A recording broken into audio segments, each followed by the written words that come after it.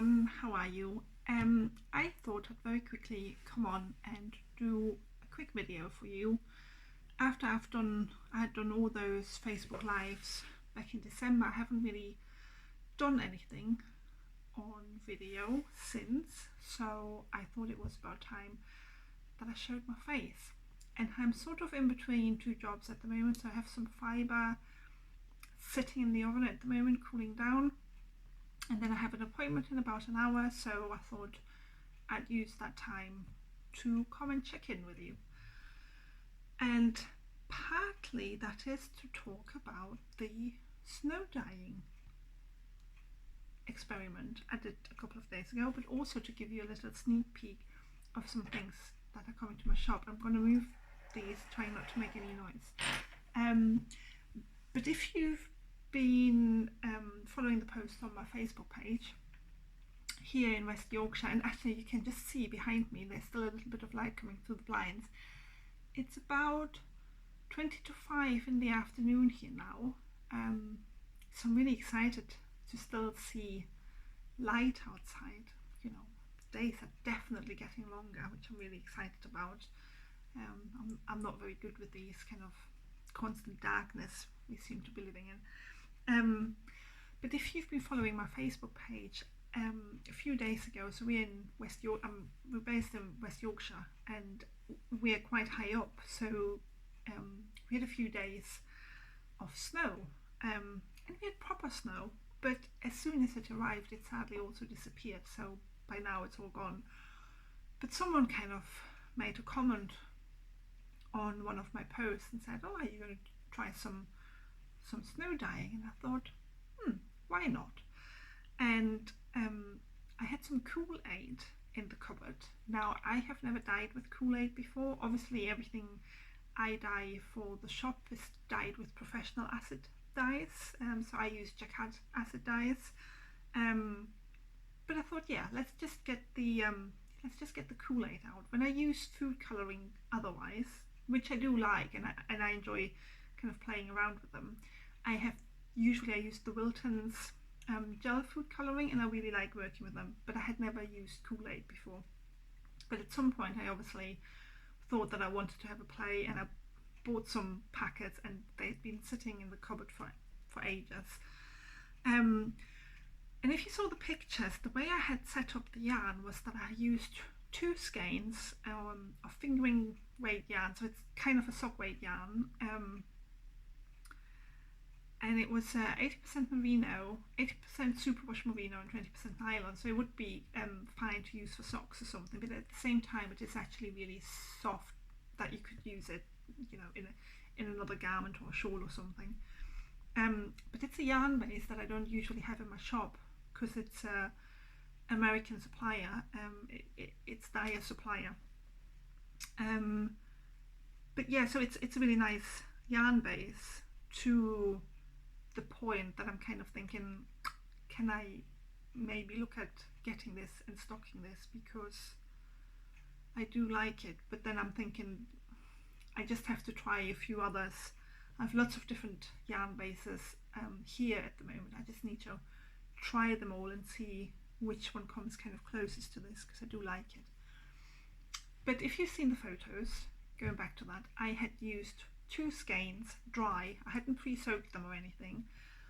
Because the Koolaid has citric acid in them, I thought my plan was that I had 1 skein laid out in the bottom of a bowl, then I put a rack on top and laid the second skein on top, then I put snow on top of that skein on the rack, and then I sprinkled the Koolaid on top, and I used 2 colours. I used tropical punch and grape, and my idea was that the snow would effectively do the kind of pre-soaking for me as it melts.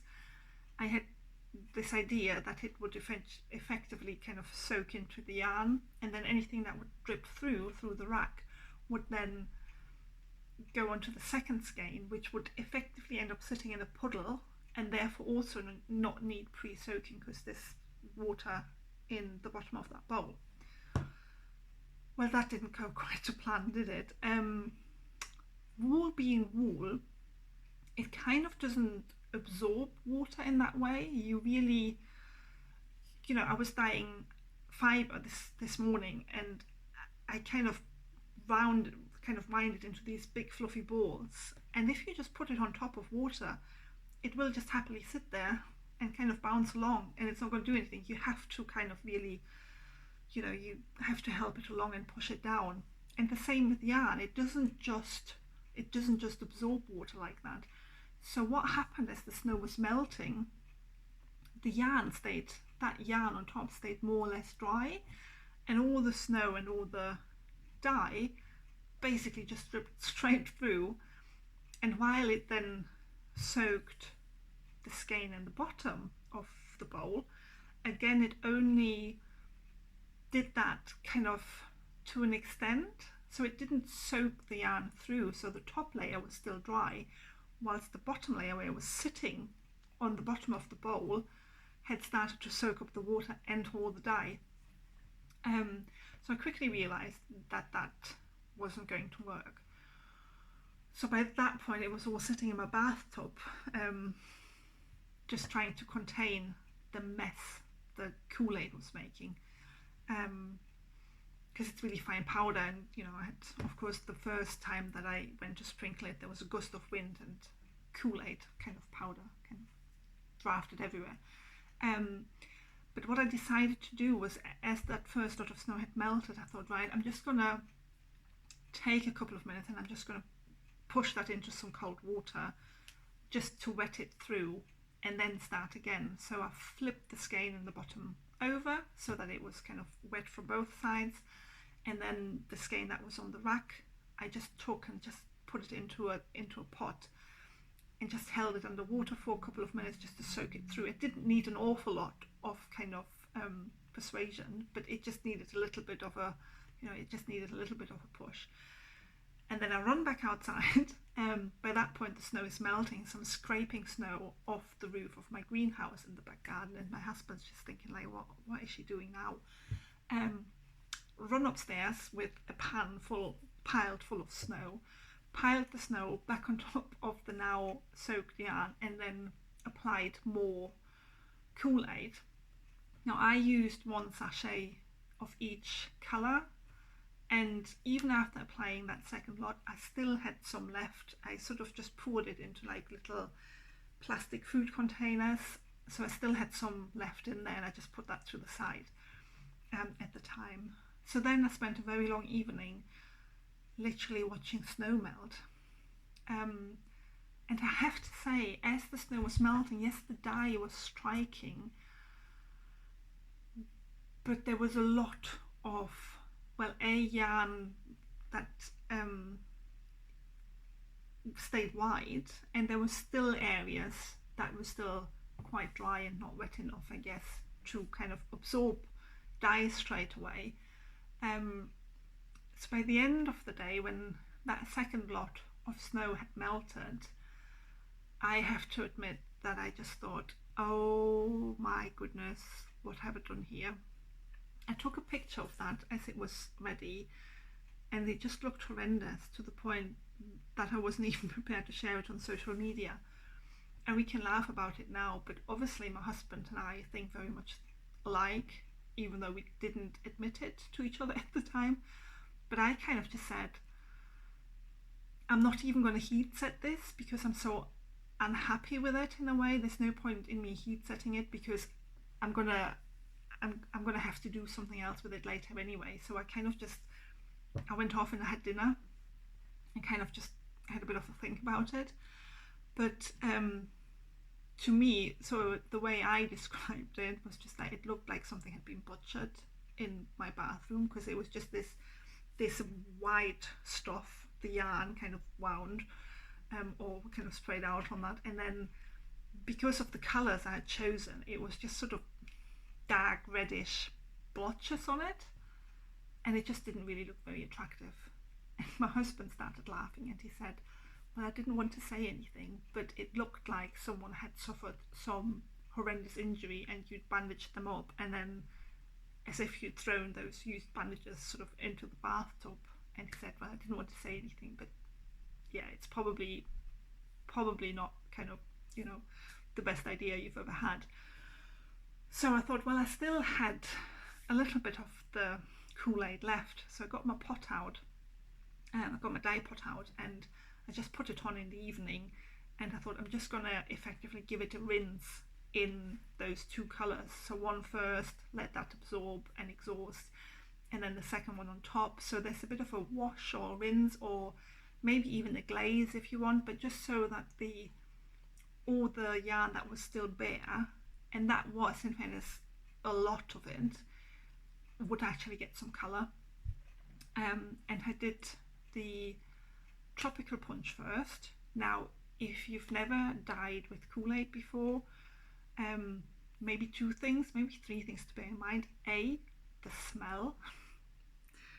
I mean, it's a kid's drink in the States. I don't think we can, obviously we can buy it here, but I think because of the colourings or something, it's not really something we tend to drink over here.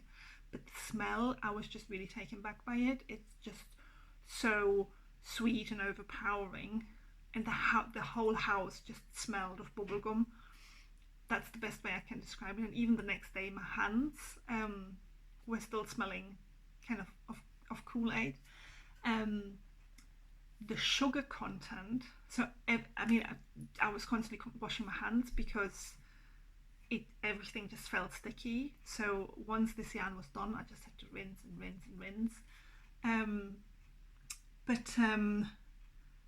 Yeah, so I decided that I would kind of give it a wash, kind of to get rid of all that natural coloured yarn still.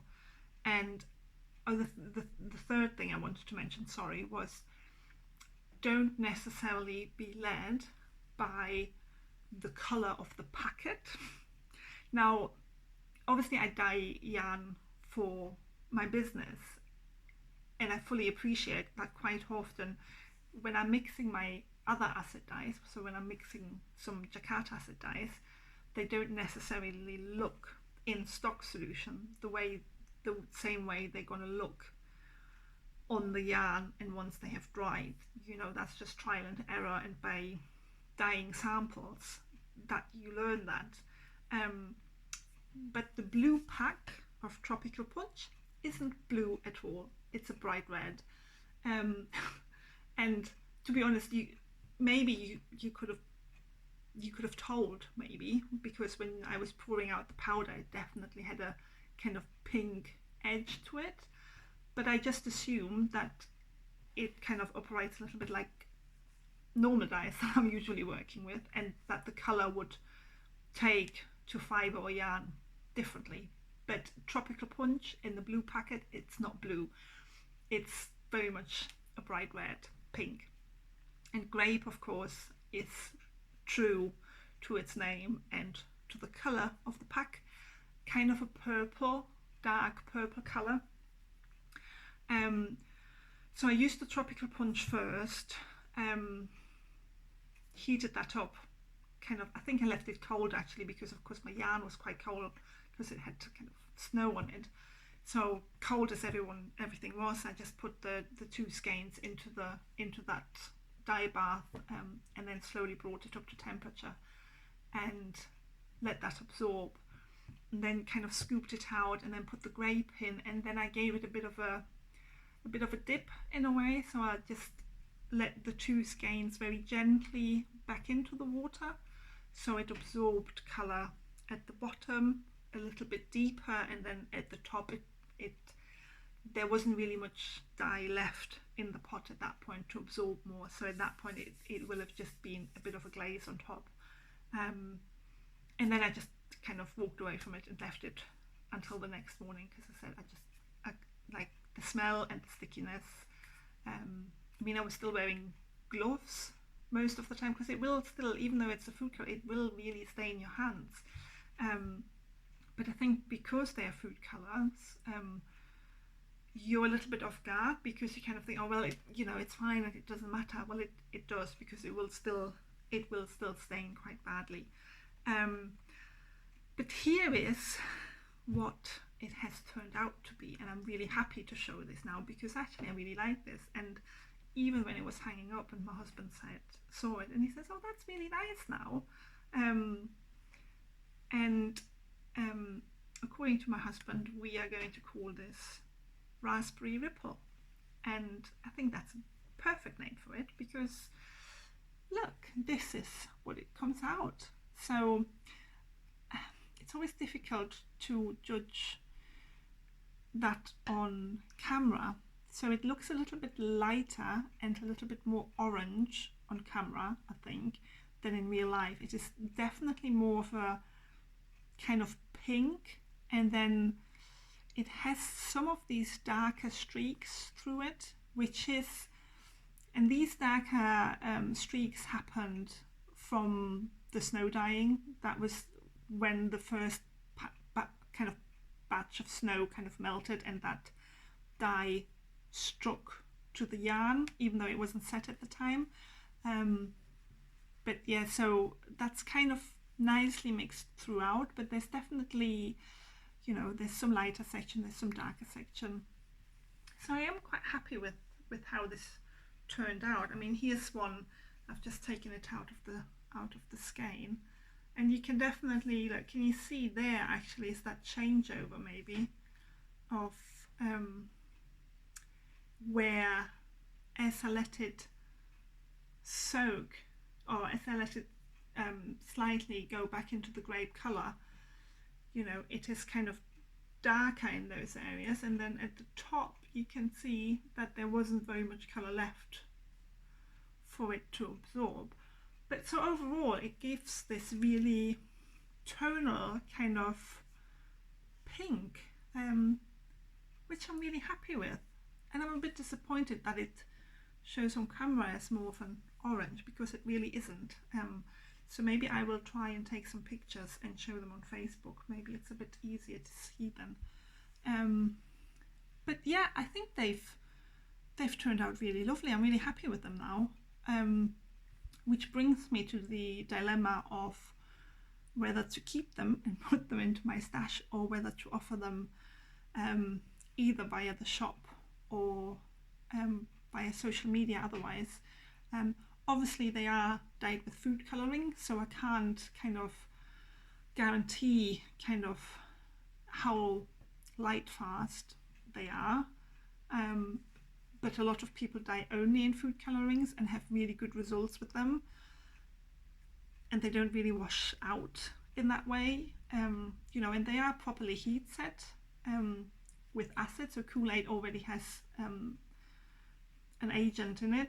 It has kind of citric acid in it, so you don't need to add anything in addition.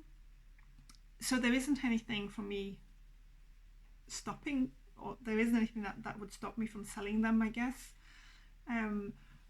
But it has to be appreciated that they are dyed with food colorings, and in fact they still smell of bubblegum, and I have rinsed these quite a few times. And there comes a point when you just have to kind of say, this is enough now, because of course the more you rinse, the more you're kind of, it's cool water by that point, but you're still kind of agitating the yarn, and there just comes a point where I don't really want to do it too often. But yeah, as I said, it is a lovely soft base. It is 80% merino, 20% nylon. So do let me know if you may be interested in one or two of them. I mean, they would obviously, because they have nylon in them, they would make some lovely socks. But I think they're nearly too nice to make socks and be hidden away in your shoes, or in my shoes maybe. So let me know. They are lovely. And yeah, I am a bit sad that it's not showing quite so nice true to colour on the camera, but I will try and take some pictures. But then the other thing I wanted to show you, which it's probably not going to happen today, and I'm not sure even if it's going to happen tomorrow, because I have fibre sitting and drying. Well, it's not drying, it's cooling down at the moment, but that means I need to kind of deal with that tomorrow. and we already had a fallout, me and that fibre, over some dye exhaustion, which meant I just kind of left it in the oven for an extra half an hour to think about its behaviour. But like most knitters, maybe, I have a real thing for pin badges. So I've purchased from a supplier new to me a number of kind of knitting themed pin badges. It's always a little bit worrying when you start these things, you know, especially if you're a new business and you find your own kind of suppliers and you put that kind of first big order in and you kind of think, what's gonna turn up in the post. And I have to say I'm absolutely over the moon with these pin badges that have arrived today. So I'll give you a little sneak peek. I have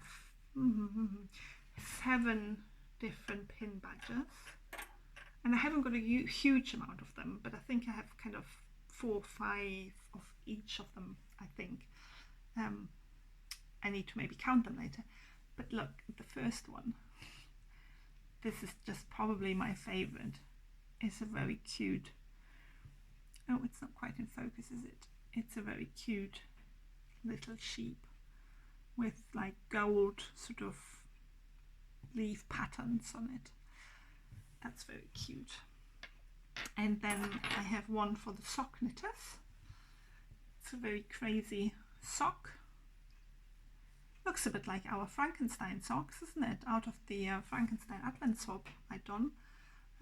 Socks, still on the knitting needle, ready to be cast off maybe.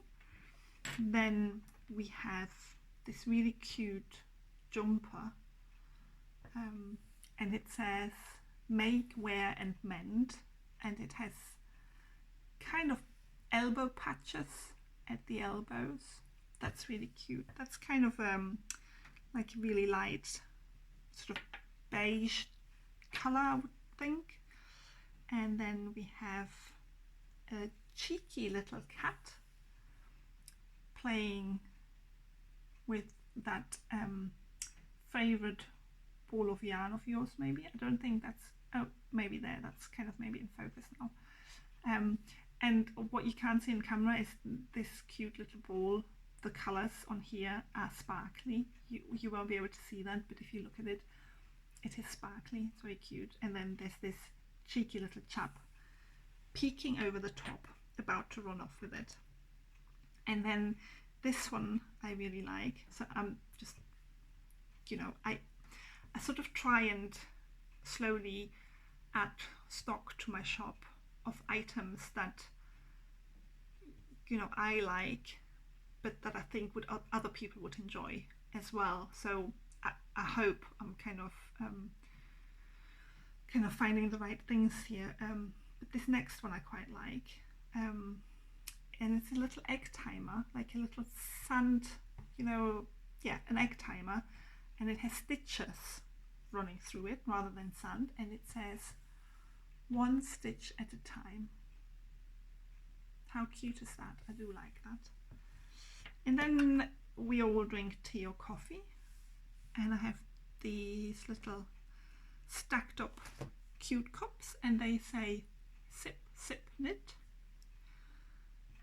And then my favourite, I think one of these is definitely going to stay on my current project bag, is this cheeky little cat knitting, and it says I knit past my bedtime, because that is definitely what I do. And there's a moon and some sparkly stars on a sort of dark blue background, and the little cat is knitting something. So those will be going into the shop over the next couple of days. I need to, obviously it's now, you can see it's now nearly dark outside, so I need to take photos of them and kind of list them, that sort of thing. It all takes a little bit of time to organise that, but they'll be coming to the shop. I will leave a link maybe to my Facebook page and my Etsy shop and Instagram account in the bottom of this video maybe, so you can find me easily. So obviously the fibre I'm dyeing at the moment is for the fibre club I'm doing, the 12 sheep of 2021. So I can't really talk about that because that's all a secret in terms of what breed it is and what colours I'm using.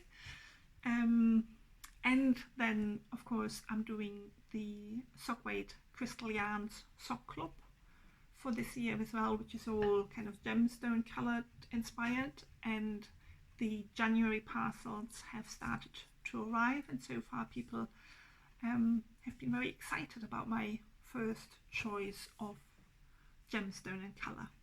So that's all been good. So do come and check us out on Facebook, Instagram, Etsy. You know, we're kind of trying to get our name out there, doing a lot of work at the moment,